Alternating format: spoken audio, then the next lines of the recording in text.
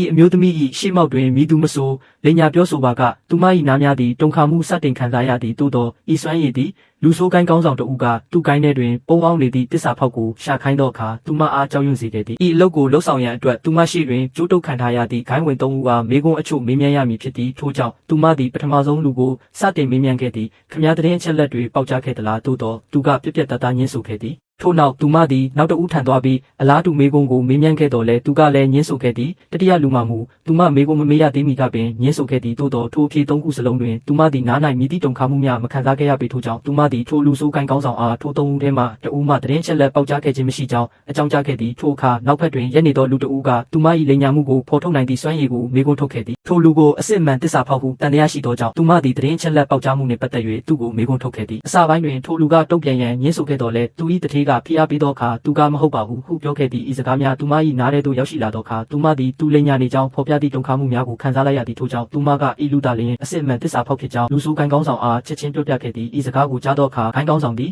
သူ၏ချိုင်းထောက်ကိုကန်ထုတ်လိုက်လေသည်